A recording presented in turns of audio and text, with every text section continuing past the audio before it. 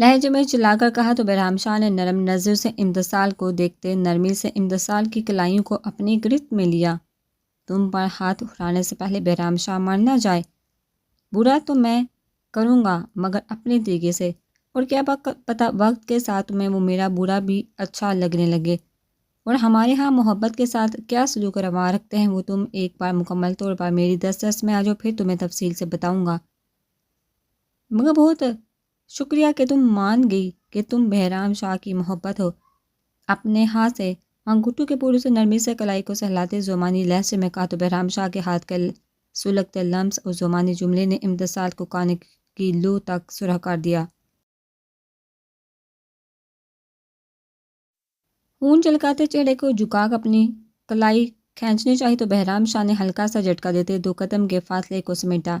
نظریں سرخ کلائیوں پڑ گئی تو بہرام شاہ کے دل نے سینے میں سر پٹکا کہ جھک کر محبت سے اسے چھوکا محسوس کر لے، مگر دماغ نے بری طرح سے سرزنش کی۔ وہ محبت ہی مگر نام سے منسوب نہ تھی۔ دل کو بری طرح ڈبرتے محبت بڑی نظروں سے امتسال خان کے سرخ پڑتے چہرے کو دیکھا۔ When I look at you کچھ ہوتا ہے۔ ہونٹ کا کنارہ دانتوں تلے دبا کر پک اپ لائن کہی تو امتسال خان نے جھٹکے سے سر اٹھا کر ہونکوں کے تاموں کھولے بیشکینی سے بہرام شاہ کو دیکھا، جس پر روم کی مانی حس خاموش فضا میں بہرام شاہ کا دلکش قہقہ گونجا۔ میں نے آپ سے دوسری ملاقات پر جو آپ کے بارے میں اندازہ لگایا تھا بالکل ٹھیک تھا۔ انتہا کے ٹھڑکی شاہ ہیں اب۔ دانت کچکچا کر اپنی کلائیں بہرام شاہ کے ہاتھوں سے آزاد کرواتے ہوئے کہا تو بہرام شاہ نے مسکرا دی نظروں سے امتسال خان کو دیکھا۔ یہ تو کل مجھے کسی نے سینڈ کی تھی، مگر اسے پڑھ کر مجھے تمہاری یاد آئی۔ تمہیں دیکھا کچھ تو کیا، بہت کچھ ہوتا ہے دل میں۔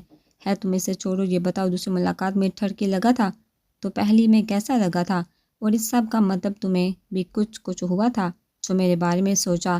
امتسال خان کے کندھوں پر چادر کو ٹھیک کرتے شوخ لہجے میں کہا تو امتسال نے گڑ کر بہرام شاہ کو دیکھا۔ پہلی ملاقات میں غلطی سے ڈیسنٹ انسان لگے تھے، مگر اب میری وہ غلط فہمی بہت اچھے سے دور ہو گئی ہے۔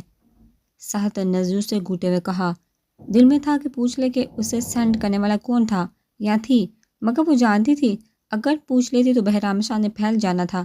دل کو بری طرح ڈپرتے سخت لہجے میں کہا تو بہرام شاہ نے گہری نظروں سے امتسال خان کے سرخ پڑتے چہرے کو دیکھا۔ یہاں کیسے آنا ہوا آپ کا؟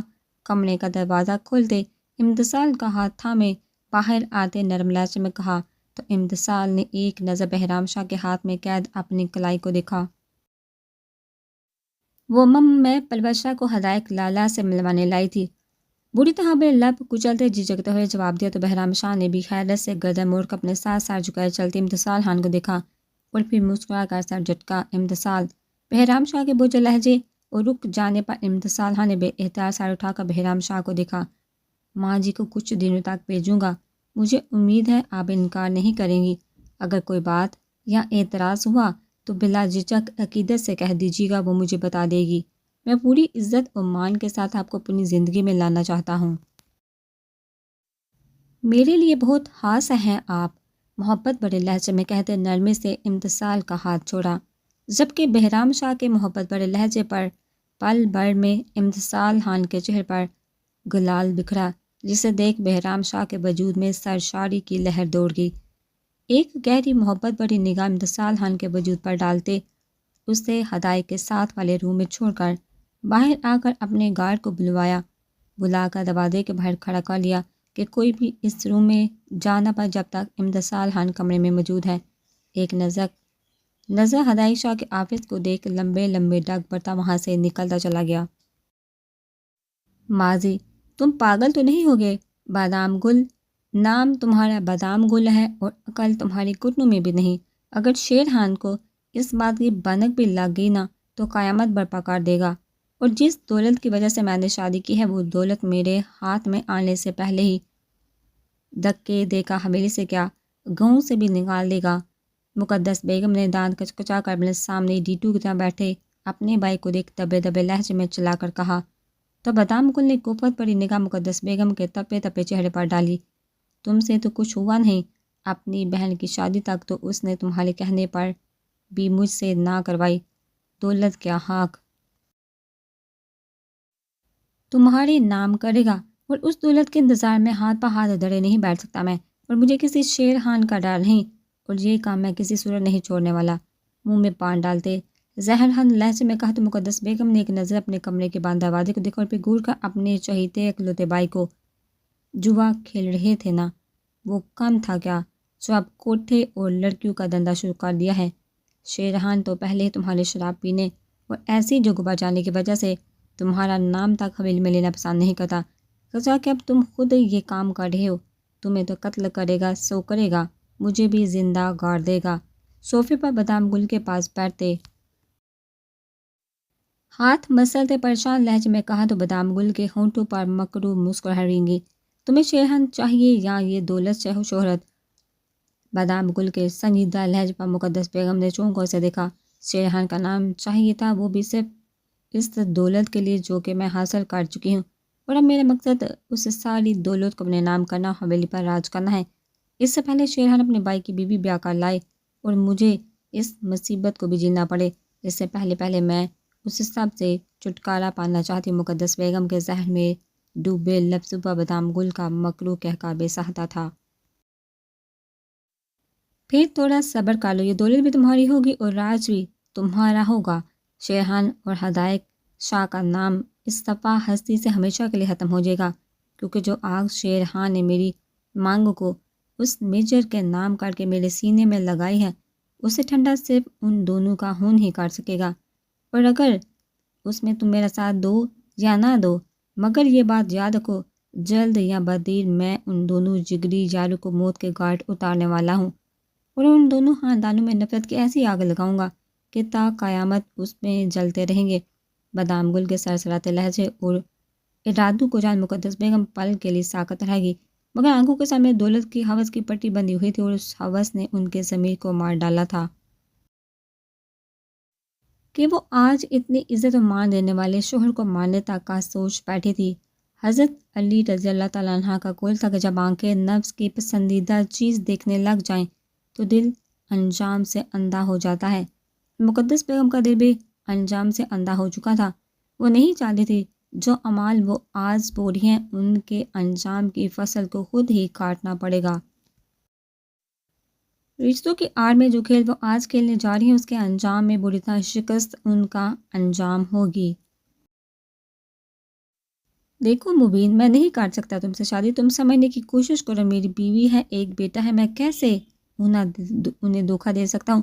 تم پڑھی لکھی ہو، تمہارے آگے پوری زندگی پڑی ہے، اپنے جیسے کسی قابل شخص کا ہاتھ تھام کر آگے بڑھو، نہ کہ اس طرح مجھے مجرم بناؤ اور نہ خود کو برباد کرو۔ شیرحان نے سمجھانے والے انداز میں اپنے سامنے بیٹھی مبین بیگم سے کہا، اور نہ دل تو ان کا کہہ رہا تھا دو تھپڑ لگا دے۔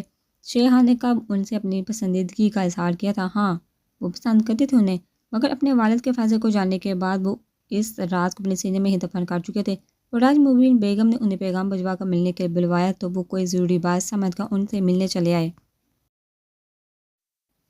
مگر جہاں کا مبین بیگم نے انہیں شادی کے لیے کہا تو وہ بھونچکا رہ گئے۔ مقدس بیگم جیسی بھی تھی ان کی بیوی تھی، وہ کیسے دھوکہ دے سکتے تھے اپنے نام سے جڑی عورت کو؟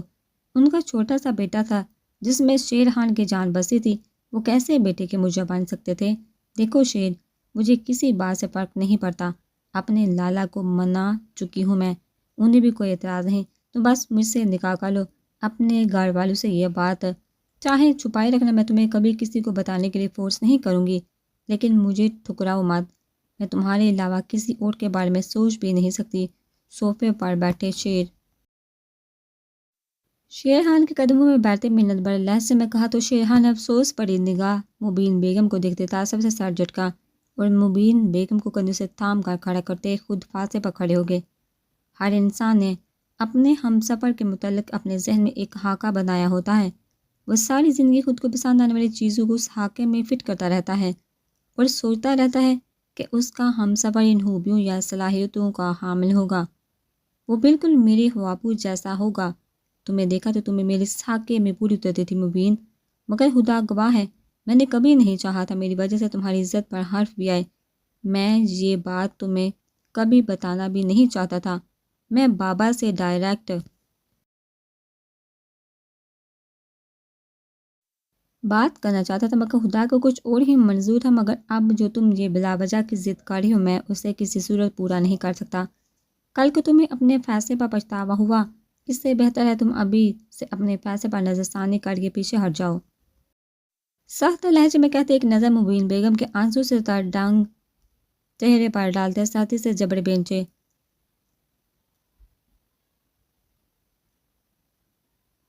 لمحے میں بڑھتے مبین بیگم کے ڈائننگ روم سے نکلتے چلے گئے، جبکہ وہ زاروں قطار روتی وہیں زمین پر بیٹھتی چلے گی۔ حال نہیں امتسال، دروازہ کھولو۔ امتسال کے اچانک دھکا دینے اور دروازہ بند کرنے پر پروت شاہ پل کے لیے بھونچکا رہ گئی۔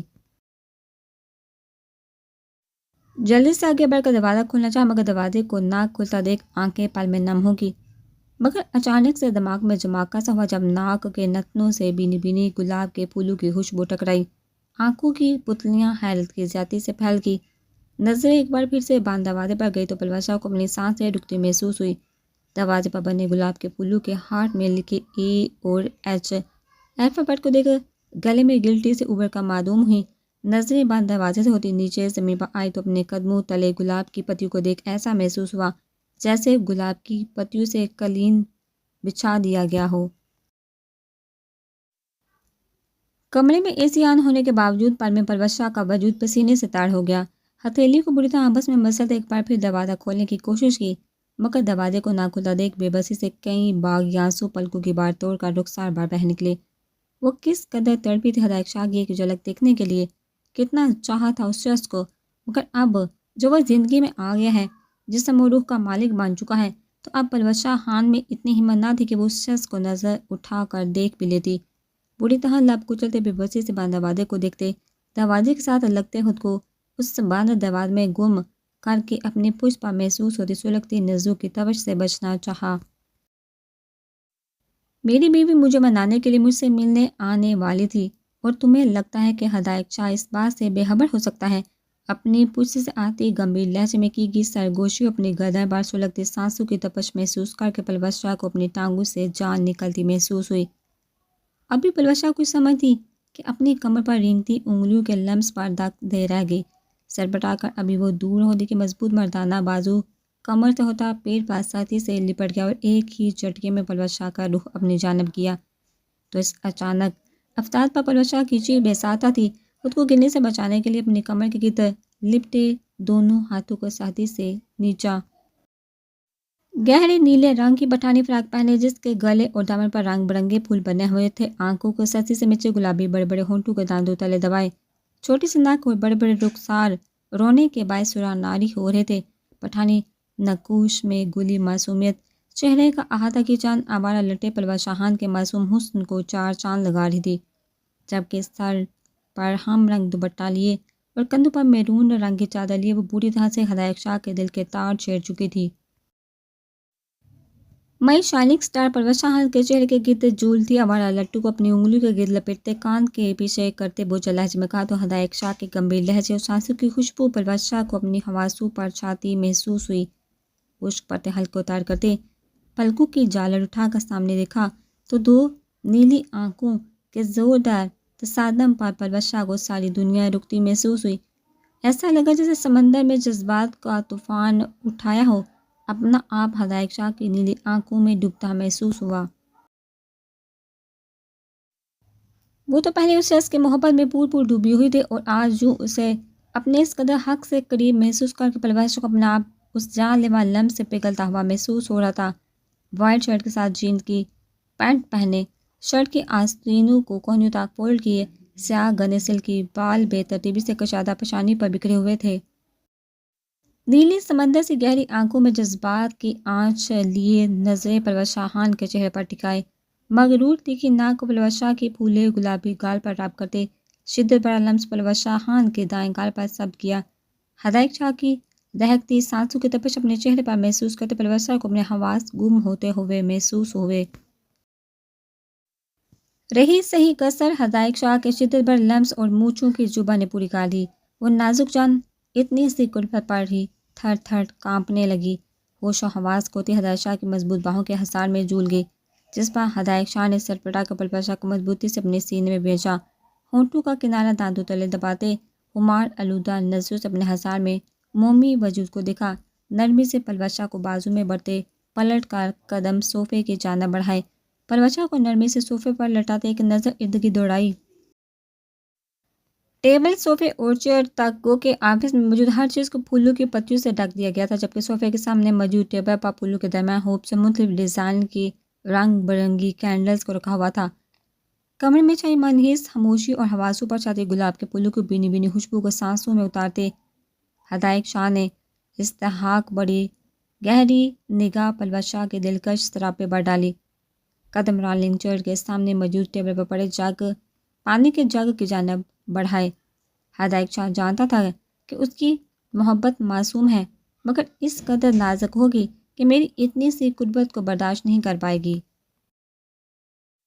اس بات کا اندازہ نہیں تھا، یہ تو میری محبت تھی شائننگ سٹار، اگر جو حرکتیں تم نے کی اس کی سزا تمہیں دیتا تو کیسے برداشت کر پاتی تم؟ پلوشا کے چہرے پر پانی کے چھینٹے مار کر اسے ہوش میں لانے کا ارادہ ترک کرتے اپنے دونوں ہاتھ پلوشا کے ارد گرد ٹکاتے پلوشا خان کے چہرے پر جھکتے سرگوشی نما لہجے میں کہتے، ہاتھ بڑھا کر پلوشا کے گرد لپیٹی چادر کو اتار کر ٹیبل پر رکھا۔ پلوشا کے سر کے نیچے ہاتھ رکھ کر سر اوپر کرتے دوپٹہ سر سے اتارا تو اس قدر نزدیکی با ہدایک شاہ کے دل نے ایک بیٹ مس کی۔ پلوشا کی مدم چلتی سانسوں کی تپش اپنے ہونٹوں پر محسوس کرتے ہدایک شاہ اپنے گلے میں کانٹے سے چبھتے محسوس ہوئے۔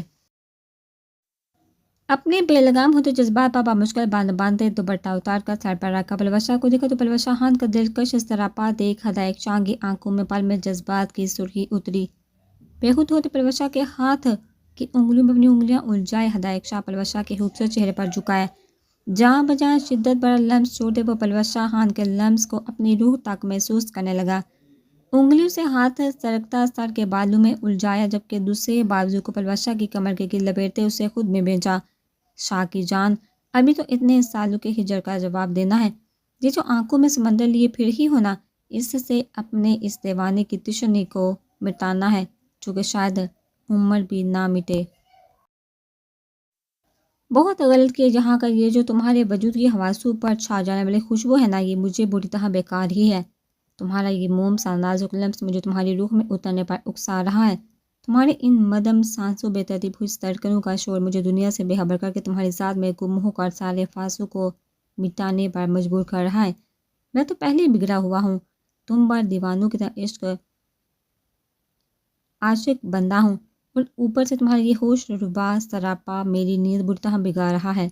پلوشا کی گردن میں چہرہ چھپائے گمبھیر لہجے میں سرگوشی کرتے گہری سانس بھرتے پلوشا کے وجود سے اٹھی محسور کن خوشبو کو اپنی سانسوں میں اتارا۔ چہرہ اٹھا کر خمار آلودہ نظروں سے پلوشا خان کی بند آنکھوں کو دیکھا، نظریں آنکھوں سے سرکتے گلابی بڑے بڑے ہونٹوں پر آئی تو ہدایک شاہ نے ہاتھ بڑھا کر انگوٹھے سے پلوشا کے نچلے ہونٹ کو نرمی سے رب کیا۔ محصور نظروں سے پلوشا کے نم و دیکھتے بےخود ہوتے انہیں اپنی شدت بڑی گرفت میں لیا۔ پلوشا خان کی مدم چلتی سانسوں میں اپنی دھونکنے کی مانند چلتی سانسوں کو شامل کرتے قطرہ قطرہ پوری شدت سے ہدایک شاہ پلوشا خان کی سانسوں کو خود میں اتارنے لگا۔ کمرے کی مانی حس خاموشی میں ہدایک شاہ کی تیز چلتی سانسوں کا شور برپا تھا۔ پھولوں کو بینی بینی خوشبو ماحول کو فضوحس بناتی ہدایک شاہ پلوشا کے لمس میں گم کرتی چلی گئی۔ پلوشا کے وجود میں حرکت محسوس کر کے ہدایک شاہ لمحے کے لیے پیچھے ہوا، اپنی شدتوں سے ہونٹ جھلکاتے نم ہونٹوں کو دیکھ ہاتھ بڑھا کر پلوشا کے نچلے ہونٹ کو نرمی سے چھوتے جھک کر ہونٹوں کی نمی کو چونتے جھٹکے سے پیچھے ہوا۔ گھنے سیاہ بالوں میں ہاتھ پھیرتے پلوشا کو ہوش میں آتے دیکھ جھٹکے سے وہاں سے اٹھ کر رولنگ چیئر پر جا کر بیٹھ گیا۔ پانی کا گلاس ہونٹوں سے لگاتے اپنے ہوش کو بڑھتے گلے کو تار کرنے کی کوشش کی، جبکہ نظریں ہنوز پلوشا خان کے سراپے میں الجھی ہوئی تھی۔ اپنے ہونٹوں پر سلگتا ہوا لمس اور بند ہوتی سانسوں کو محسوس کر کے پلوشا کو اپنے پاؤں سے جان نکلتی محسوس ہو رہی تھی۔ ہوش میں آتے چند لمحے ناسمجھی سے وہ چت لیٹی سچویشن کو سمجھنے کی کوشش کر رہی تھی۔ دھیان کے پل میں کچھ دیر پہلے کے مناظر لہرا تو پلوشا خان جھٹکے سے اپنی جگہ سے اٹھی، نظر سامنے مغرور انداز میں بیٹھے ہدایک شاہ پر گئی تو پل میں آنکھوں میں نمی اتری۔ لمحے میں نظروں کا زاویہ بدل کر وہاں سے اٹھنا چاہا تو نظریں ٹیبل پر پڑی اپنی چادر اور دوپٹے پر گئی تو پلوشا خان کی آنکھوں کی پتلیاں حیرت سے سکڑ گئی۔ ہونکو کے دہ منہ کھولے گردہ موڑ کر ہدایت شاہ کو دیکھا جو سنجیدہ نظر سے پروت شاہ کی جانب ہی دیکھ رہا تھا۔ ہدایت شاہ کے وجود میں گرتی نظر کو محسوس کر کے پروت شاہ کو شرم سے اپنا آپ زمین میں بڑھتا ہوا محسوس ہوا۔ ایک ہی جھٹکے سے دوپٹہ اٹھا کر سر پر لیا اور چادر کندھوں پر پھیلاتے قدم دروازے کی جانب بڑھائے۔ تم بہت کچھ میری مرضی کے بغیر کر چکے، مگر اب تمہاری مرضی کیا تمہاری سانسوں تک ہدایت شاہ کی مرضی چلے گی؟ یہ دروازہ نہیں کھلے گا، اس لیے اپنی نازک جان کو زحمت نہ دو اور یہاں آؤ میرے پاس۔ پروت شاہ کو دروازہ کھولنے کی تگدو کرتے دیکھ سرد لہجے میں کہا تو پروت شاہ نے سہمی نظروں سے روح بدل کر ہدایت شاہ کے سپار چہرے کو دیکھا۔